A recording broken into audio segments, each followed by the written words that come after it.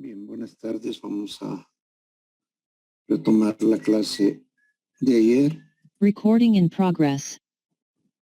y vamos a ver la formulación isoparamétrica para un elemento unidimensional cuadrático. Un elemento unidimensional cuadrático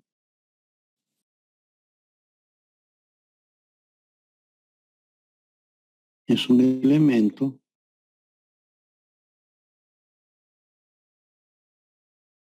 que tiene tres nodos. 1, 2 y 3.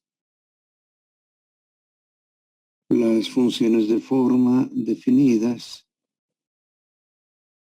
son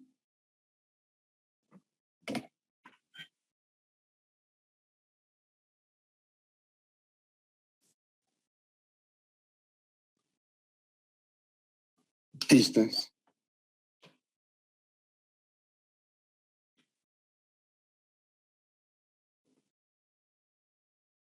Y medios y menos 1, n2 es igual a 1 menos e al cuadrado y n3 es igual a e sobre 2 que multiplica a e más 1.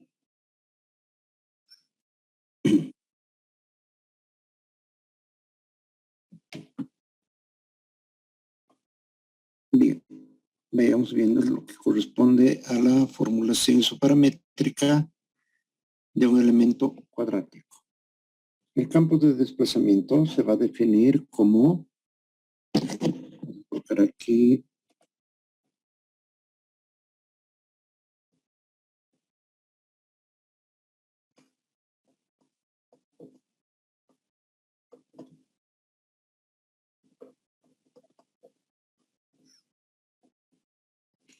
como n1 por u sub 1 más n2 por u sub 2 más n3 por u sub 3. En definitiva, esto es igual a la matriz de las funciones de forma por el vector de deformación nodal. Por definición, la deformación unitaria no es nada más que la derivada de u respecto a x. Y esto significa que es igual a la derivada de n1 respecto a x por u sub 1 más derivada de n2 respecto a x por u sub 2 más derivada de n3 respecto a x por u sub 3. Sin embargo, estas derivadas no pueden ser posibles. Solo es posible derivar n1 respecto a e, que va a ser igual a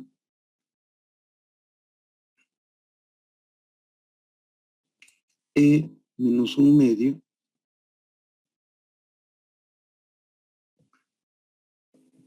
derivada de n2 respecto a e, que va a ser igual a menos 2 veces e, y la derivada de n3 respecto a e, que es igual a e más 1 medio. ¿Sí?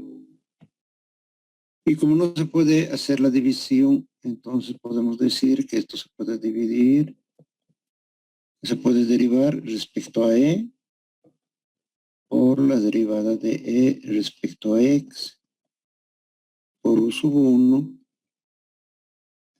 más derivada de n2 respecto a e por derivada de e respecto a x por u sub 2 más la derivada de n3 respecto a x a e Pongamos bien.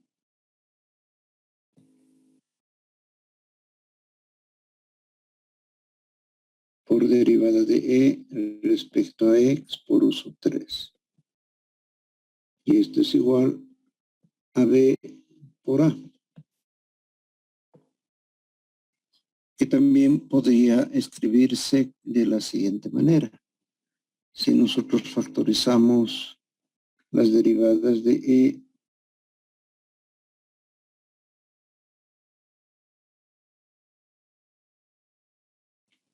respecto a X, esto va a ser igual a las derivadas de N1 respecto a E, derivada de N2 respecto a E, y derivada de N3 respecto a E.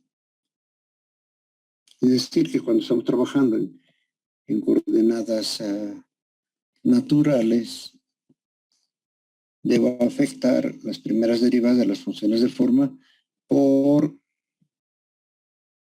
la diferencial del cambio de sistema. ¿Sí? Ahora bien, nosotros tenemos acá las derivadas.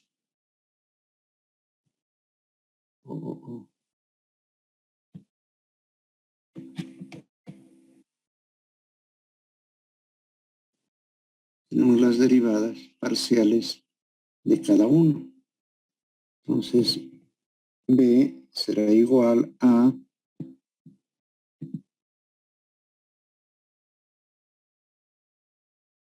derivada de E respecto a X que multiplica a E menos 1/2 menos 2 veces E y E más 1/2.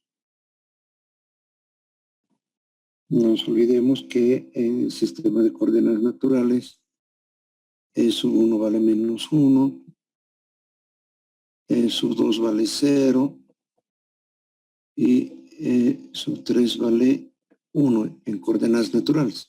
Y en coordenadas cartesianas esto vale x1, x2 y x3, ¿no? Ahora bien,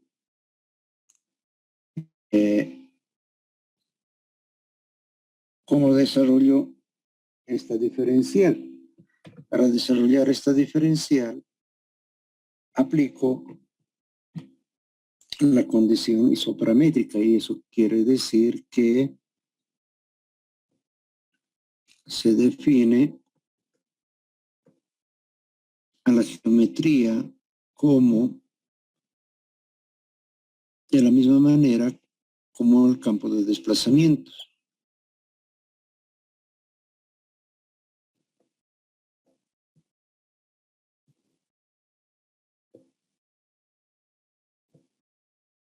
Es igual a las funciones de forma por el vector de coordenadas nodales.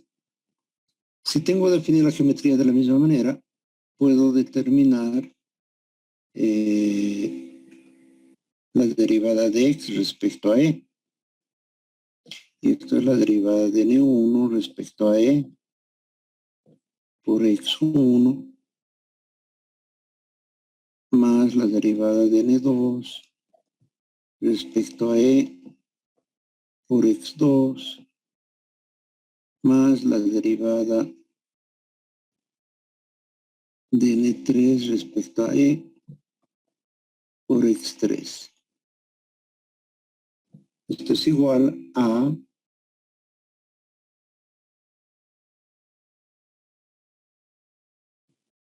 esta expresión, e menos 1/2, 2 veces e, y e más 1/2 que multiplica a las coordenadas x1, x2 y x3.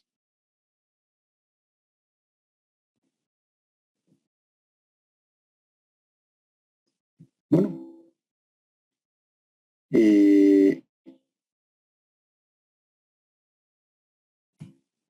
Aquí puedo hacer algunas operaciones, ¿no es verdad? Algunas operaciones que me permita describir la derivada. Aquí voy a decir que esto es igual a derivada de x respecto a e igual a e por x1 menos 1/2 de x1 más 2 veces e por x2 más e por x3 más 1/2 de x3. Esto es igual a 1/2 de x3 menos x1. Lo que estoy haciendo es tomar en cuenta estos dos valores y factorizar. Y el otro será más e que multiplica a x1 más 2 veces x2 más x3. Derivada de x respecto a e. Por tanto, la derivada de e respecto a x va a ser igual a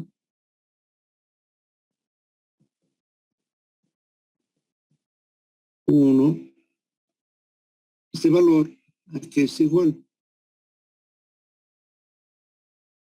x3 menos x1 vale L de e. Por tanto, será L medios más e x1 más, es menos este, ¿no? No es más, es menos. A ver, vamos a ver bien. Es menos 2 veces c. Entonces,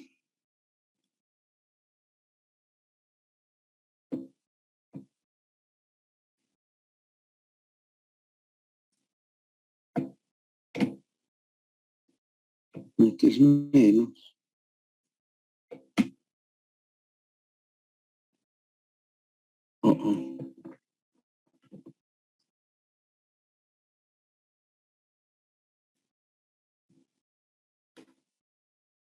Esto es menos, esto es menos. Esto va a ser x1 menos 2x2 más x3.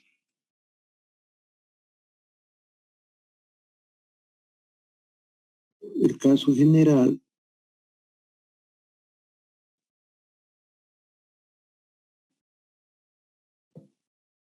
este es x1, x2, perdón, y este x3. El caso general es de que x2 sea el punto central. Es decir, el punto medio. ¿No? El punto medio que va a ser x3 más x1 entre 2. Si fuese así, este valor va a ser 0. ¿No? Va a ser 0. Y entonces la derivada de e respecto a x va a ser igual a 2 sobre L del elemento.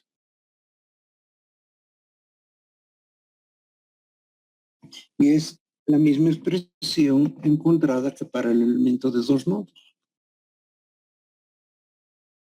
Para este elemento. ¿Sí? Derivada de e respecto a x, 2 sobre L del elemento. Entonces acá tenemos todo el desarrollo de lo mismo, ¿no? Esta es la expresión, pero esto se va a convertir, pero se convierte en cero debido a que x2 es igual a punto medio. Bajo esas circunstancias este valor es cero y la derivada se va a convertir en 2 sobre L del elemento. Por tanto, podemos escribir la matriz de deformación que va a quedar de la siguiente manera. La matriz de deformación va a ser igual a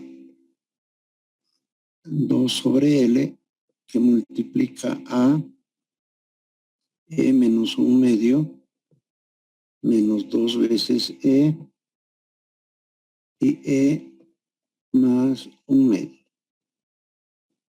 ¿Sí? Siendo la matriz de rigidez a la integral a lo largo de la longitud de B transpuesta por E por A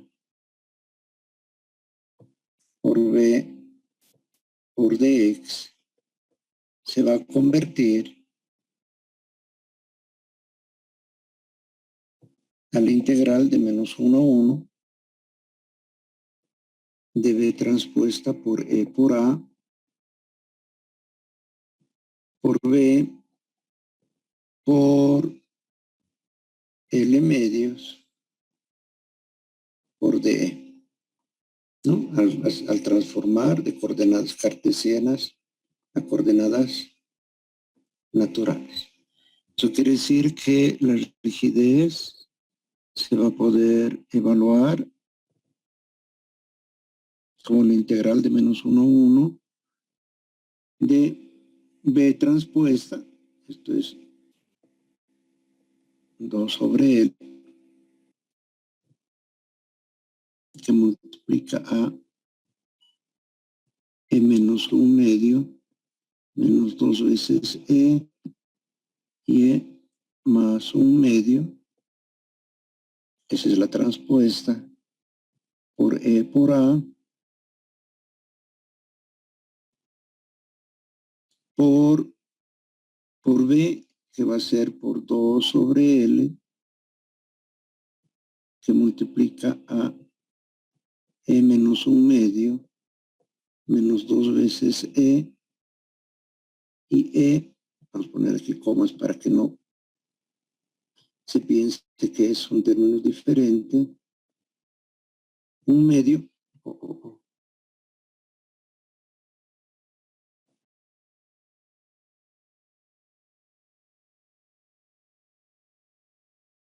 menos 2 veces E, este más sería borrar,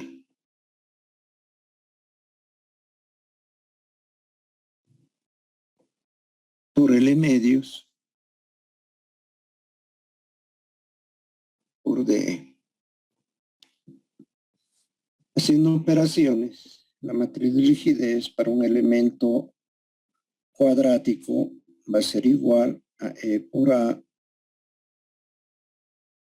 sobre L, que multiplica a 14 menos 16, 2,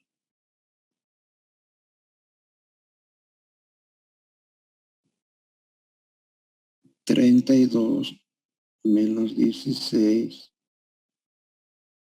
y 14. Que vendría a ser la matriz de rigidez para un elemento de 3 nodos. Fíjense que un elemento cuadrático de 3 nodos, 1, 2 y 3, no es igual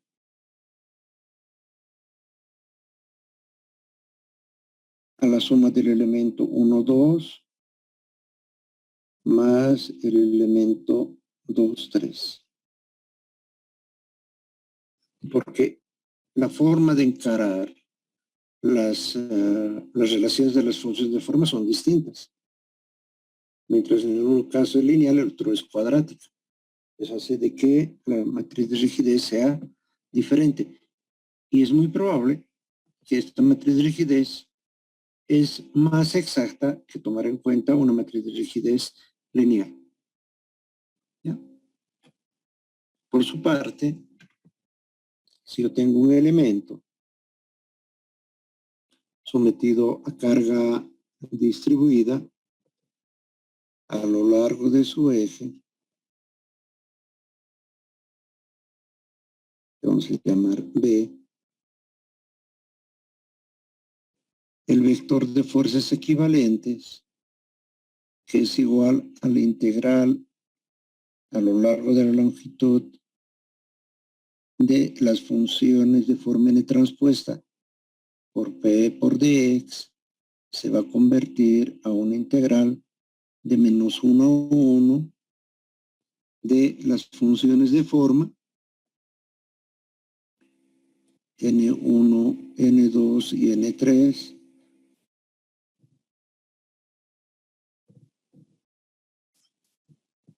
por B por L medios de E, al transformar de coordenadas cartesianas a coordenadas naturales. Y si B es constante, fuerzas equivalentes va a ser igual a B por L entre 2, que multiplica a B por L, ¿no? Creo que es B por L. A B por L sobre 6 está.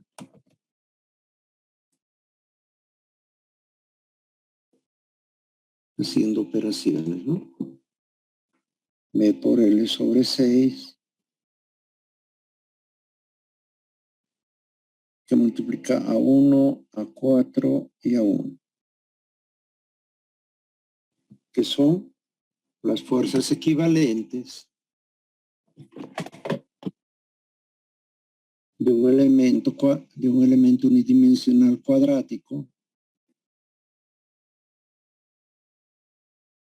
sometido a carga axial uniforme. Vamos a borrar porque no parece ser.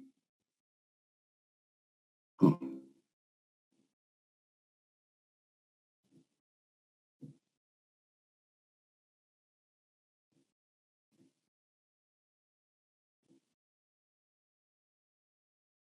Tenemos carga distribuida a lo largo de su eje, B constante, carga uniforme, y entonces tendremos, podremos con este color, una fuerza equivalente en el nodo 1, una fuerza equivalente en el nodo 2 y una fuerza equivalente en el nodo 3, y los valores corresponderán a esta expresión. ¿Sí? Nuevamente, aquí podemos concluir de que no es el mismo que tener dos elementos, 1, 2,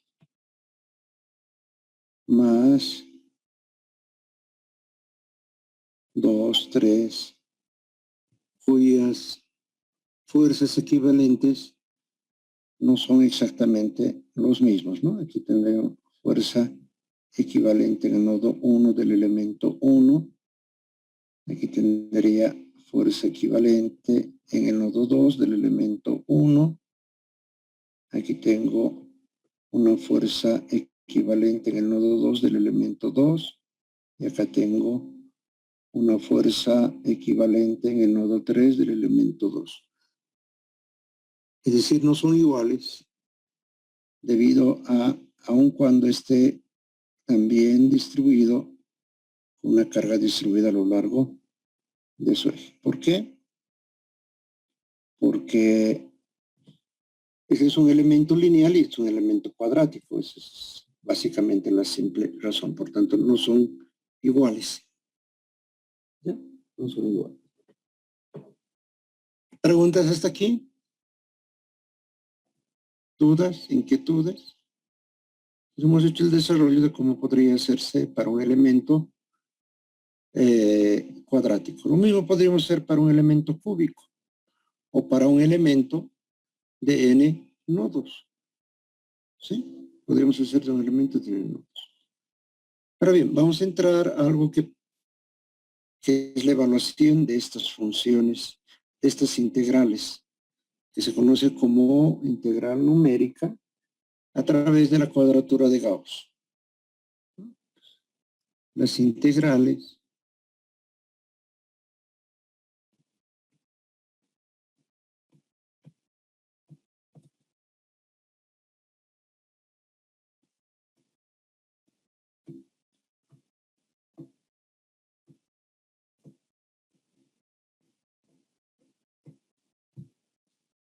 responden que yo puedo calcular la integral de una función, integral de -1 a 1 de una función cualquiera, f de x de x.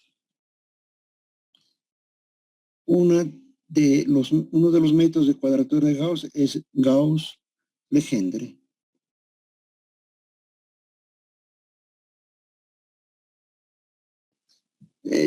Casi el mismo concepto genérico tiene los otros métodos de cuadratura de Gauss. Está ahí cuadratura de Lobato, cuadratura de Gauss de primera aproximación, de segunda aproximación, es decir, tiene el mismo concepto todos. ¿Qué dice cuando queremos realizar la integral de -1 a 1 de una función f de x de x? Dice que esta se convierte en una sumatoria de i igual 1 a p puntos de la función, de la evaluación de la función en ciertos puntos multiplicados por un factor de ponderación que también se conoce como peso. Acá vamos a reconocer que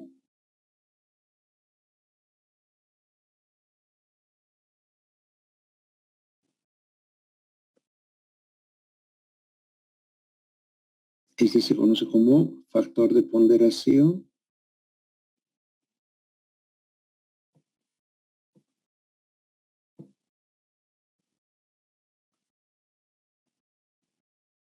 también se conoce como peso.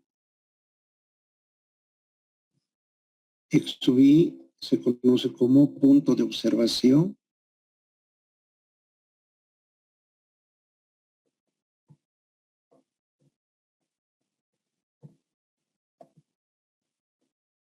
A todo esto se conoce como valor de la función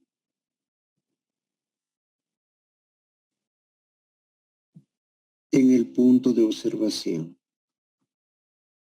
Por tanto, esta integral se convierte en una sumatoria de la función en ciertos puntos multiplicado por sus pesos. Aquí P se conoce como el número de observaciones.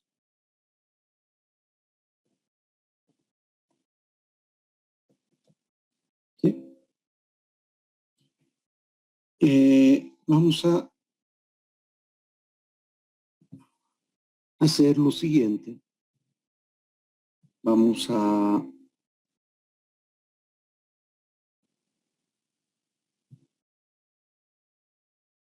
colocar esto así.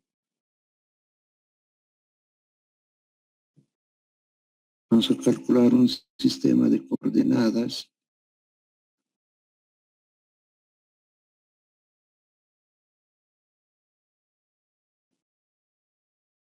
x, y.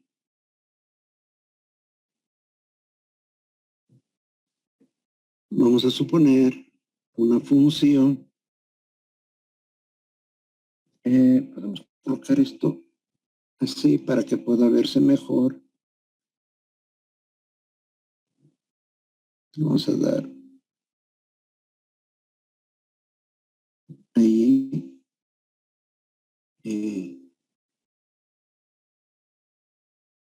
Vamos a colocar una función lineal. Esta es la función f de x de la forma a sub 0 más a sub 1x. Por tanto, es una recta. Este es el límite. Este vale menos 1 a 1. Y de lo que se trata al calcular la integral entre menos 1 a 1 es encontrar esta área, ¿no?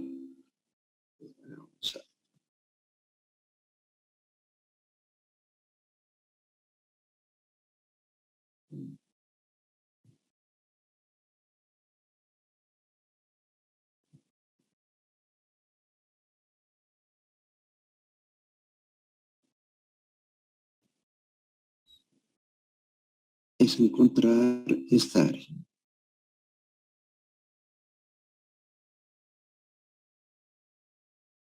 El área que estoy pintando es el área de la integral de menos 1 a 1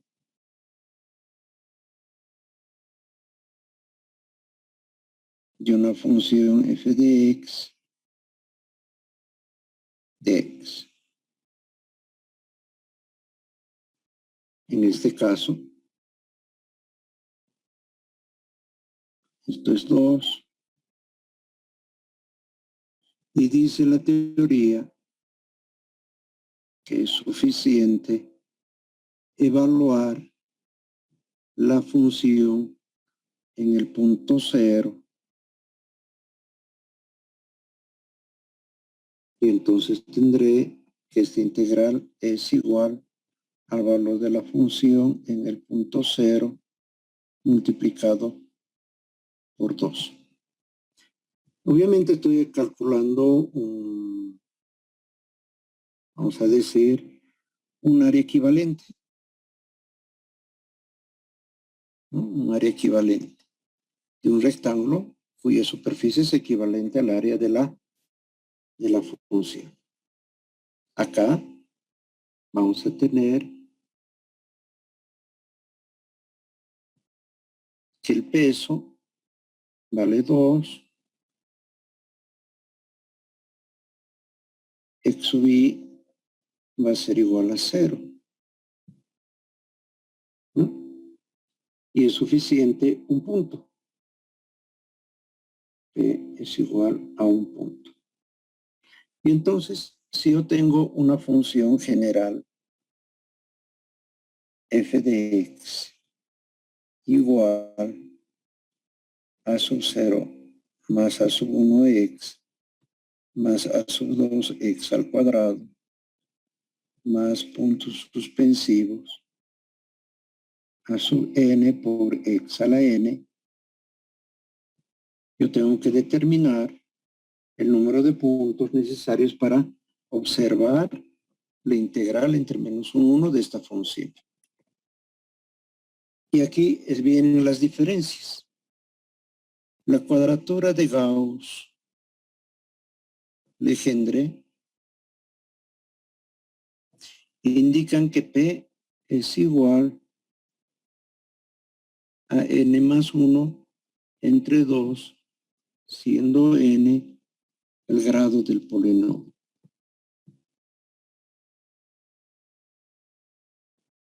Ejemplo. Si la función fuera, digamos, 2x al cubo menos x más 3. Aquí n vale 3. Por tanto, P será 3 más 1, 4 entre 2, 2. Y entonces la integral de menos 1 a 1 de esta función f de x se convertirá en un peso 1 multiplicado por x sub 1 más un peso 2 por el valor de la función en un punto 2. Solo se necesitan 2 puntos. ¿Sí? En general, esto va a ser igual a la sumatoria. En este caso va a ser de i igual 1 a p del valor de la función en ciertos puntos multiplicado por factores de ponderación. Existen tablas, unas más largas, unas más cortas, para determinar en qué puntos se va a observar. ¿Sí? Esta es una tabla. Lo mismo hay en casi todos los libros que hablan de métodos de elementos finitos, hablan de integración numérica y adjuntan su tabla, ¿no? Adjuntan una tabla para valorar la misma. En este caso, fíjense que el valor para p igual a 2, aquí tengo que hacer algunos ajustes. Y el ajuste que tengo que hacer es de que esto es p. En el ejercicio tendré que tomar en cuenta estos valores.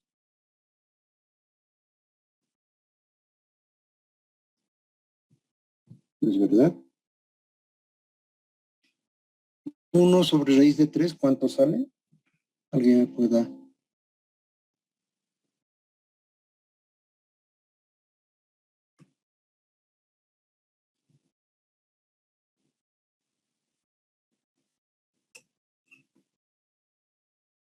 ¿Cuánto sale? 0.577. 0.7. 0.577. 50, perdón.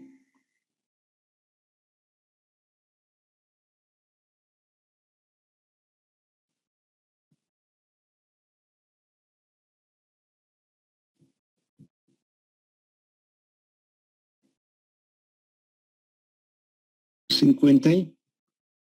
57.7. ¿Exacto? No, hay muchos más decimales. A 3 decimales estoy redondeando. Ya. Dícteme todos.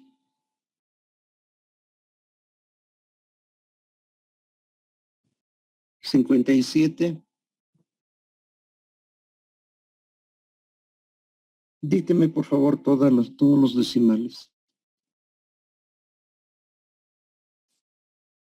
0.57735. 57.735. 0269. 0219, ya. Una de las particularidades en los métodos numéricos es que tengo que utilizar todos los decimales posibles, si no el grado de aproximación se trunca al simplificar. Pues ya puedo hacer una tabla que tenga lo siguiente.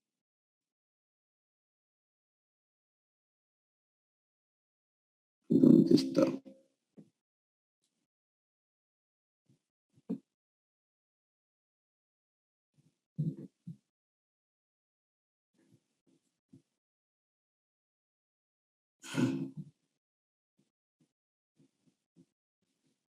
Aquí le digo número. Necesito dos números para el valor x sub i negativo 0.57735.0219 y para el positivo 0.57735.0219. Debo el peso, vamos a colocar aquí, el valor de la función en dichos puntos. Aquí voy a colocar el peso, que en ambos casos vale 1. Aquí voy a colocar el peso multiplicado por la función.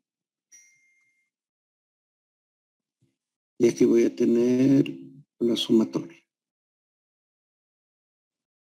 ¿Alguien puede evaluar esta función para estos puntos, por favor?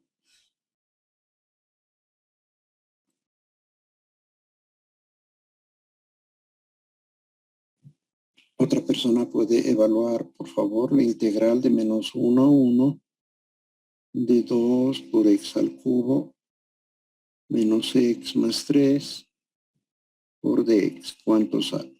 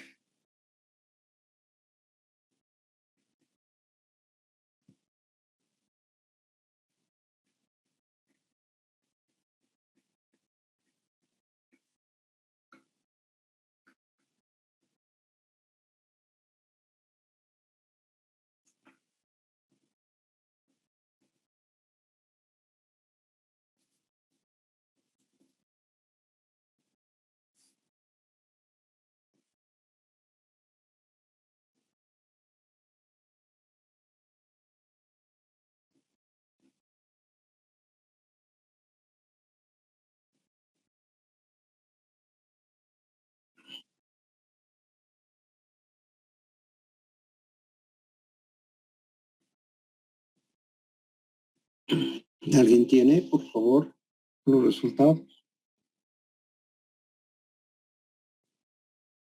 6, ingeniero.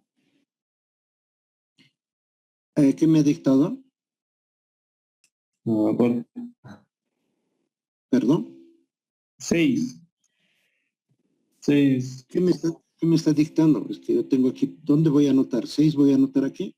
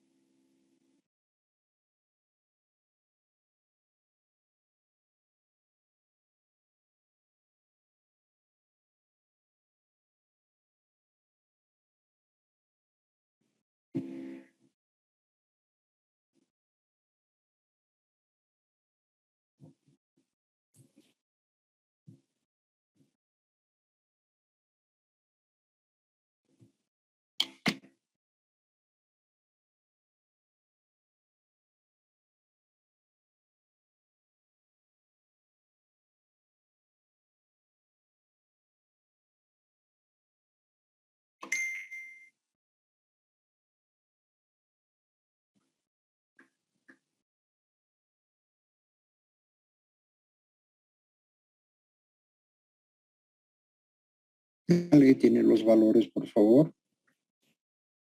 ¿Qué ingeniero? Dícteme.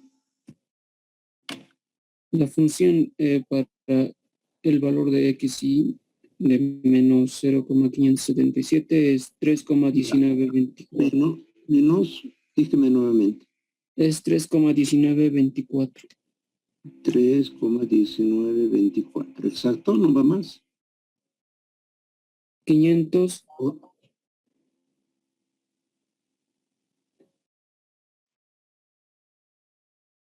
Ya por uno va a ser menos 3,19. Es positivo, ingeniero. Positivo. Sí, ingeniero. Positivo. Ya. El segundo. Es 2,807. 407. 807, ingeniero. Perdón, 807. 549. 505 por 1 va a ser 2,807 755. Sumado, ¿cuánto me da? 6. 6, ingeniero. 6. ¿La integral esta cuánto da? 6. 6. Fíjense cómo un problema de cálculo se ha convertido en un problema algebraico, de valorar las funciones. Y obtenemos, si tomamos todos los decimales, vamos a obtener el valor correcto.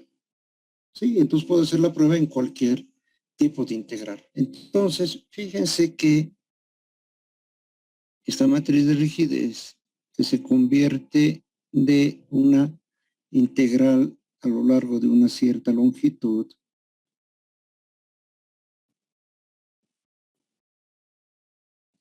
en coordenadas cartesianas a un sistema de coordenadas naturales,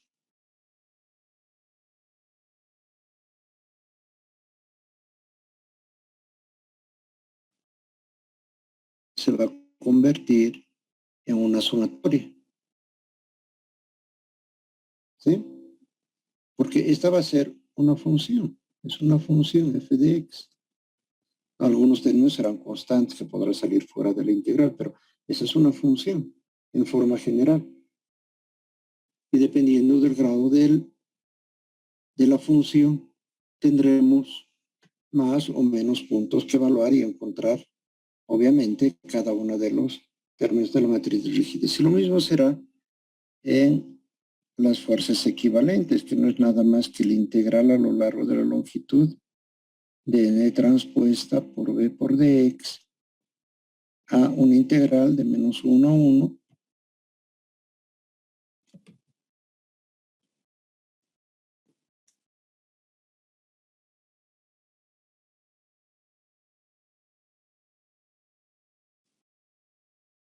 de n por b por l medios de e. También se va a convertir en una sumatoria. Por esa razón es que trabajamos con un proceso de normalización.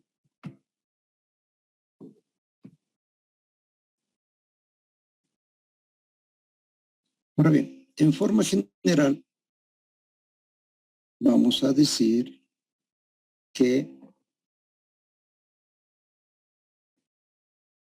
entonces, para un caso de un elemento,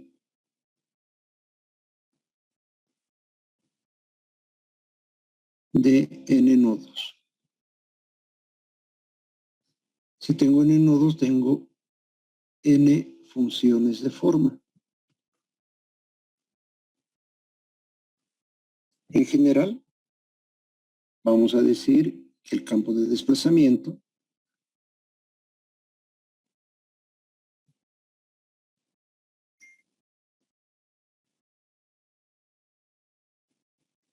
se puede definir como n1 por u sub 1 más n2 por u sub 2 más un suspensivo más n sub n por u sub n. Esto podrá ser igual a la matriz de las funciones de forma por el vector de deformación nodal. ¿Ya? Por tanto, esto puedo escribir de la siguiente manera. N1, N2, N3, con suspensivos, N sub N, por el vector de deformación nodal. Cuando yo determino la deformación unitaria, que no es nada más que la derivada de u respecto a x, voy a encontrar que no puedo derivar directamente las funciones de forma, sino es a través de esta relación, n1 respecto a e, por derivada de e respecto a x por u sub 1 más derivada de n2 respecto a e por derivada de e respecto a x por u sub 2 más puntos suspensivos derivada de NN respecto a E por derivada de E respecto a X por U sub N. Y esto no es nada más que escribir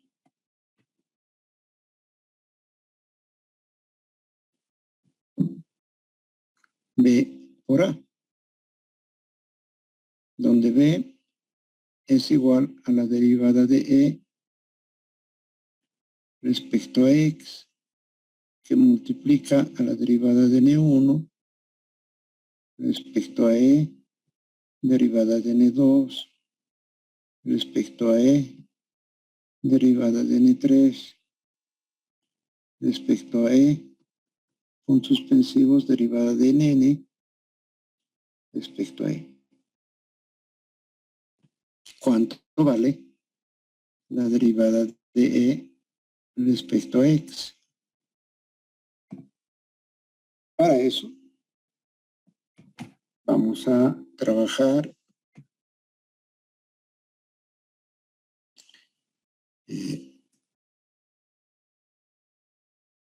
de la siguiente manera.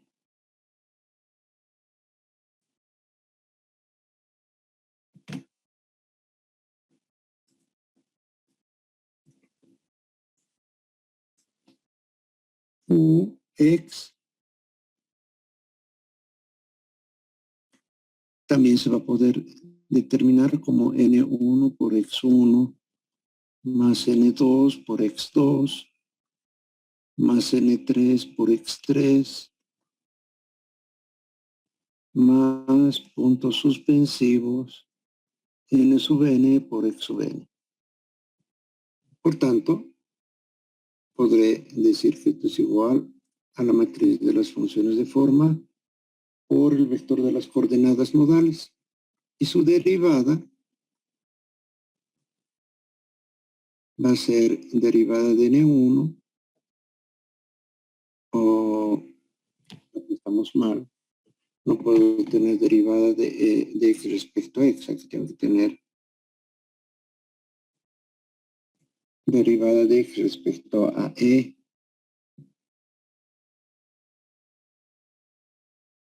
Va a ser igual a la derivada de N1 respecto a X por X1 más la derivada de N2 respecto a E por X2 más la derivada de N3 respecto a X por X3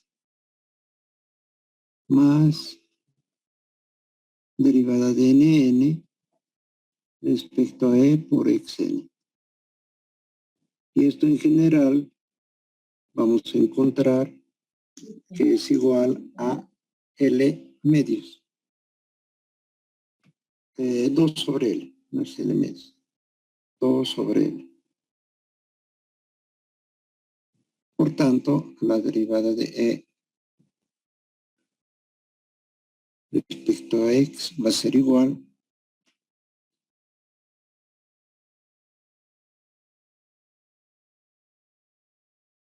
a L medios. ¿Sí? L medios. Es lo que tenemos. Ahora bien, a esta expresión ya le habíamos dicho que se llama el jacobiano. Por tanto, también se puede escribir que la derivada inversa de la geometría no es nada más que la inversa del jacobiano. ¿Sí? Por esa razón es de que muchas veces esta matriz de rigidez definida como integral de menos 1 a 1 de B transpuesta por D por B por A se coloca por inversa del jacobiano por DE también, ¿no? O sea, esta nomenclatura que ustedes van a encontrar en algunos de los libros.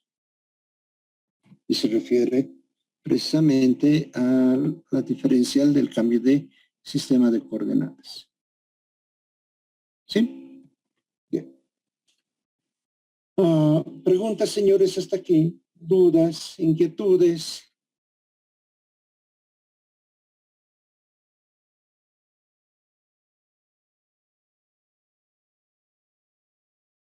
También es común encontrar que la matriz de deformación es igual a 1 sobre el jacobiano de las derivadas parciales respecto a E. ¿No? Esta también es otra nomenclatura que van a encontrar muy frecuente en la nomenclatura de bibliográfica. ¿No?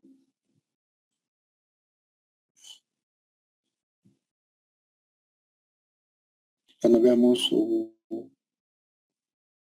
problemas bidimensionales, se va a ver que es importante trabajar con el determinante del jacobiano, con la inversa del determinante del jacobiano, que es la parte numérica. Cuando es unidimensional, el jacobiano es un número, es una relación.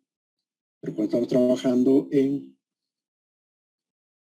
problemas bidimensionales o tridimensionales, el jacobiano ya no es un valor, es una matriz.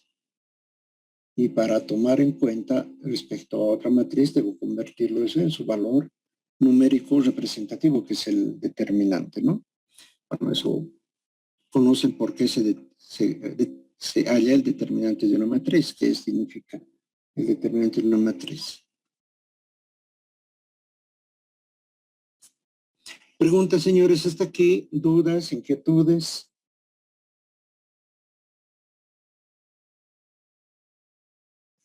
Todas las personas que me han enviado mensajes pueden activar su micrófono, preguntar. Solo en una clase donde estemos frente a estudiantes que no sepan hablar, podemos asumir que es un texto, está bien. Pero en una clase virtual, presencial, la gente sabe hablar. ¿No? Preguntas, señores, dudas.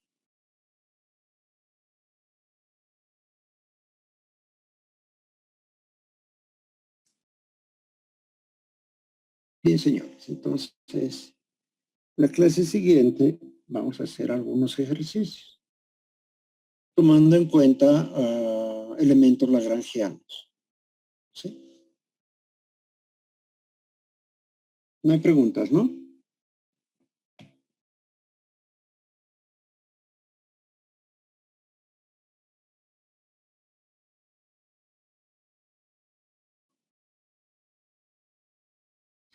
Bien, señores, quedamos acá. Nos vemos la siguiente clase.